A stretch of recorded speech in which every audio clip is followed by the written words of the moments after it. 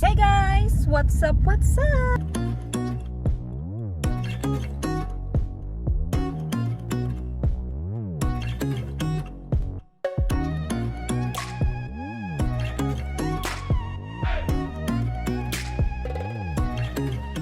We are here in Hurricane Ridge, here in Washington.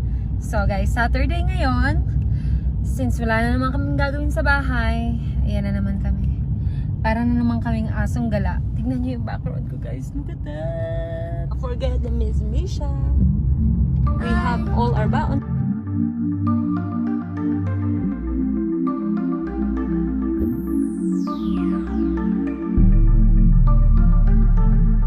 Oh my god, he's panting. Oh my goodness, look at the view. Oh! We are on top of the world. I can reach the cloud. It's like Mount Everest right there, guys. Are we here? Yes, we are here. We made it. London, we made it here. Woo. Hi everyone, we are here. You're too close, Papa. Yeah, you were so close to the car. Yes. Daddy, let's go, let's go, let's go. Let's go deeper. It's a beautiful view here from Hurricane Ridge. Do you like it, Misha? It's pretty nice, huh? Nag-CR lang ako. Paglabas ko, I don't know where they at. Saan kaya sila nagpunta? Let's find out. Let's find them. Oh, there they are. Yun, nakita ko na sila. They're right there somewhere. There you are, London! Hi, Misha! I was looking for you guys. We were looking for you. Hey guys! Saya. Masarap sa pakiramdam. And it's free. I mean, actually, it's not free. Since nasa military si Daddy, pag civilian ka, I think you have to pay. Tapos kapag senior and pag may bata ata, it's less. Pero pag military, ano siya, free. Ganda guys, pasensya na kayo kung medyo may snowflakes. Not-drop yun. Let's walk. I wasn't planning to vlog today since Daddy, dinala niya yung GoPro. Minsan mas maganda yung hindi planado eh. Kung nandito kayo sa Washington, bisita kayo dito. Tsaka, kung ayaw nyong masyadong crowded, this is the place to be kasi nakita nyo, wala masyadong tao. Hindi siya crowded. And mind you, Saturday ngayon. Ooh. We are 4,000 feet above sea level right now. It's crazy because the weather just keeps changing. Kanina, sobrang araw. Ngayon naman is sobrang gloomy. At kanina medyo warm. Ngayon naman sobrang lamig. That's the weather in the mountain. Can you see? Now it's getting sunny. Oh, it's low battery! Cool. That's why you have to cover it up like this.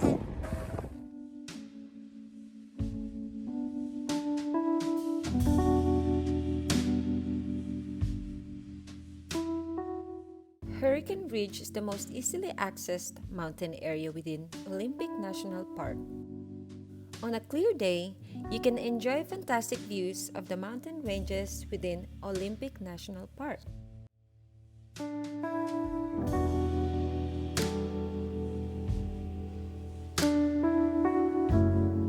Hurricane Ridge is located 17 miles south of Port Angeles on Hurricane Ridge Road. The ridge is open to hiking, skiing, and snowboarding and is one of the two most visited sites in the national park, at an elevation of 5,242 feet. What is the greatest thing about this spot is a year-round destination.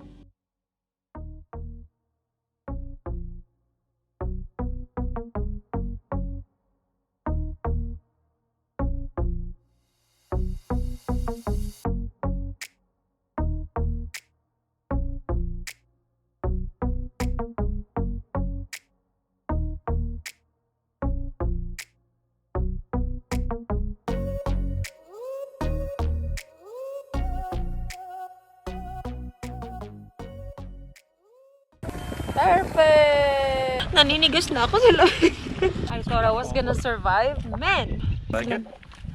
I like it, but it's too cold. Let's go to a different spot.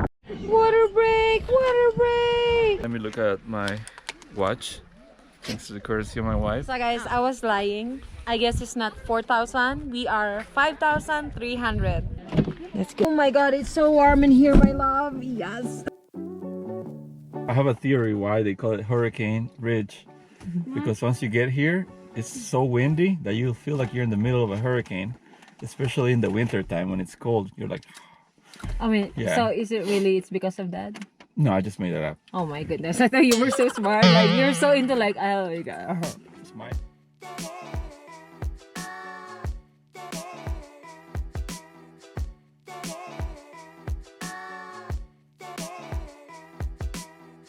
So we made it to our next spot. It's called Ancient Lake Moors. Right, London? Yes. Misha, you wanna stay here with London? Okay. This area used to be a lake, guys. Can you believe that? That was probably like what? Yeah. Thousands of years ago, right? What are you doing? Are you having a great time? Want some snack? Are you having a great time? Yes, Mama. This is just another one of the pull-off areas. There's like a little path that takes you to this observatory. Guys, I decided to stay here in the car kasi I'm super cold. I don't think I have a power to go out. Ang lamig na. Hindi ko na kaya. So this is one of the popular pull-off areas coming down. Just because you get this awesome view. And down there is gonna be Port Angeles. Probably in that direction. And right across that body of water is Canada. Should be Victoria. So that's why it's one of the cool lookout points to come and check out whenever you guys are here.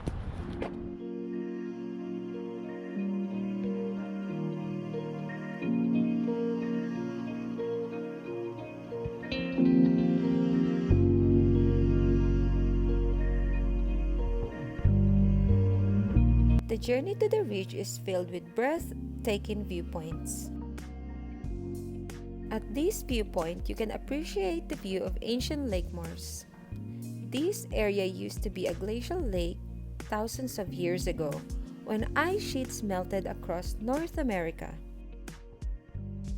At this other viewpoint, you can even see our northern neighbor Canada.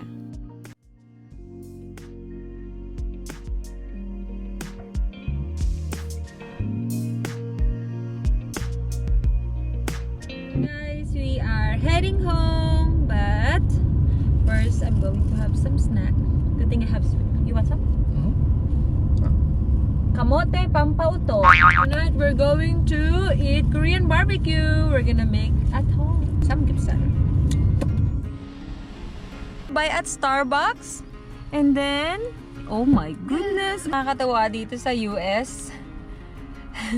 Pag pumunta ka sa Starbucks, may pa-free cappuccino sila. Hi, Dad! Sorry, I'm eating my cappuccino.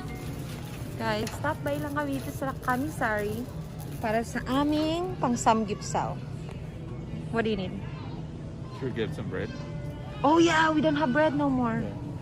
Let's get some bread. You guys eat all the bread so quick. Guys, sa bahay namin, yung mga tao doon is napaka-addict sa tinapay. Ito, 2 days lang yan. Really. No, I don't like this one. This is the one I like. Honey wheat. Yeah, let's look for it. Okay. So guys, ito na yung aming Korean barbecue. Guys, anong oras na ba? What time is it? Oh my God. It's already 8:38. Ngayon lang kami kakain ng din or dinner. Nilda namin yan kanina sa labas, sa charcoal bath. It failed kasi ang lakas grabe ng charcoal. Failed yung sa labas, guys. It was a fail. So, ngayon, dito kami mag-Korean barbecue. Ikakat ko lang siya. Ito yung mga prepare ko for our Korean barbecue. Meron kaming kalbi, pork belly. Gusto kasi ni Daddy lamb chop. I know this is not very traditional, pero gusto niya ng lamb chop. Mushroom, green onion leaves. Meron kami ditong radish na kimchi, tapos yung whatever, I don't know, and then some side dishes. And also London. Oh, no, we're not gonna cook him. We're hungry. Guys, may nakalimutan pa pala akong ipakita. Sorry, London. I made cold noodles. Oh, yes. Oh my God, this is perfect with samgyeopsal. Who's hungry? Guys, that's his hangry face. He can't even hide it. He cannot even hide his hangry face. And the massage. No, that's it. Baby, after you eat this, you don't need the massage because you're gonna fall asleep, by the way. I do. No, you don't. Trust me. No. And this is for Misha's Korean barbecue. She doesn't like a lot of meat, but this is good enough for her. She has rice. What else do you want? Mushroom? Okay, eat some mushroom too, baby. This Pork. is pork. Okay. Yeah? You like pork, right? Yeah. Okay, there you go. Mushroom. You want this? No.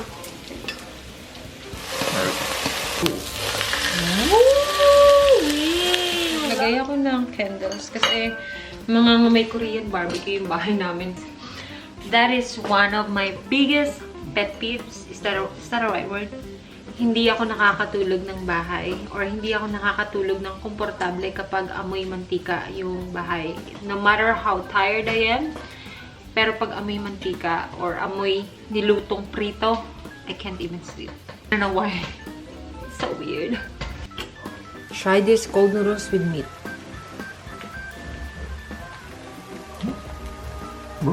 Guys, please don't forget to like, subscribe, and comment down below. If you guys have any suggestions or questions or whatever, let me know down there, not there. Just in the comments. Thank you. Bye-bye! We're gonna eat!